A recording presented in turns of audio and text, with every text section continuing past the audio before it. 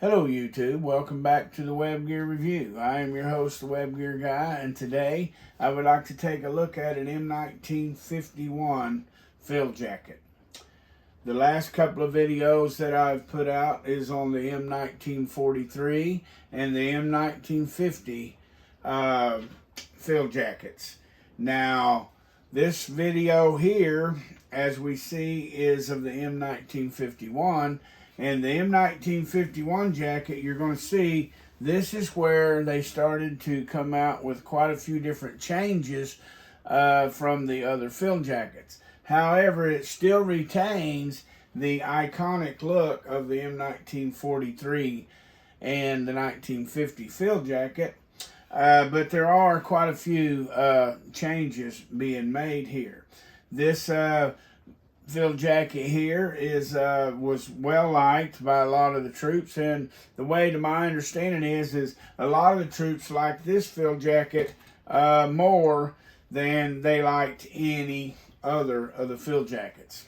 Okay, now let's get into this field jacket. The nomenclature is Jacket Shell M-1951.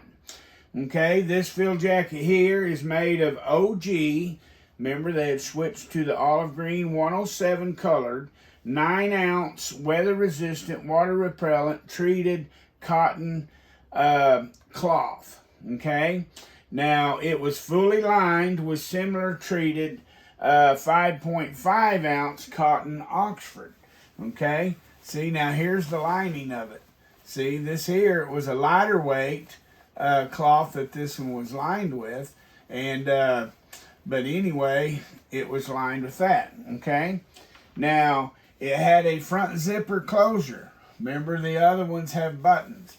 They've moved up to a zipper closure. They moved up to snaps right there. And there's snaps on the pocket. They've retained the cargo pocket. The top pockets are retained, okay? The bottom snap pockets are retained. But here's something nice that they done here. They in these pockets here, that's lined with wool. That's pretty warm to stick your hand into. It is still a drop down pocket, but it's made lined with wool. So that's a nice addition. Okay, it had a plain collar right here, like the others. It still had the buttons underneath right there that you could attach the M-1951 hood to, and it still had that, but however, it done away with this little extra winter flat collar to go over under the neck there. It no longer has that. Notice that the M-1951 not only has the draw cord here, but it actually slipped back in here. I'll have to get it out. But it's made where it can come out and you can cinch it out on the outside as well as the inside. Okay, and notice down here, it can cinch up around your legs. It has this drawstring here where you can cinch it up around your, and that was a feature that went over into the M-1965. That's a good feature. I've used it before. Okay, and but anyway, it used the liner jacket field in 1951. And we'll do a video on the liner. But there is the, see how the liner is buttoned into here, right there. See that? And I don't know if you've ever wore these out in the freezing cold, but me and my sons have back when we used to backpack when they were younger. And these babies are warm. I've wore these down in single digits, and they're very warm. I would recommend them to anybody who needed one. But anyway, this liner is the liner jacket field M-1951. It's the proper one that goes with this jacket, okay? And we will do a video on that also. It also has, I don't know if you can see it, but it has buttons here, right there, that the liner buttons to also. So when you pull your arm out of the coat, it don't stick to it. It stays inside the jacket, okay? But anyway, let's move on. Now, the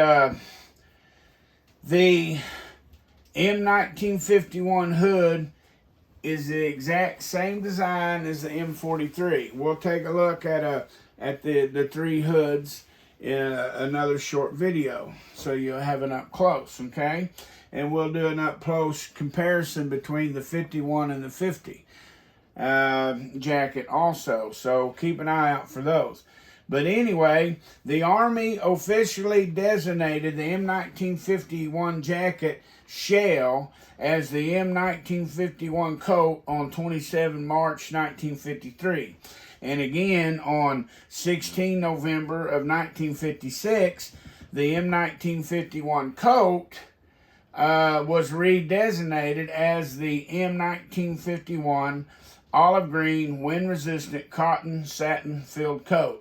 So those are three different nomenclatures that you will find in the series of the M1951 field jackets. Now, the M1951 field jackets were almost too late to get any of them into the Korean War. There was probably a few used right there at the last, but most of these were used plumb up into the Vietnam War and all through the Cold War, okay? But these are an excellent coat. Now, there's one other thing I want to address. This, can you see this this patch up here? Okay, this here is the 10th Mountain Division. Okay, but the 10th Mountain Division would have a little blue deal up here, a little header that said that. Right there, that would say mountain on it, okay? And but anyway, when used without the mountain up here, it indicates that it is the original 10th Light Division. So this jacket was for a troop, a guy in the 10th Mountain Division, the 10th Light Mountain Division. But anyway, thanks for watching the Web Gear review, and keep an eye out for the other videos in this series. We will be getting back to some web gear soon, but I just got a lot of things to show you. Thanks for watching the Web Gear review.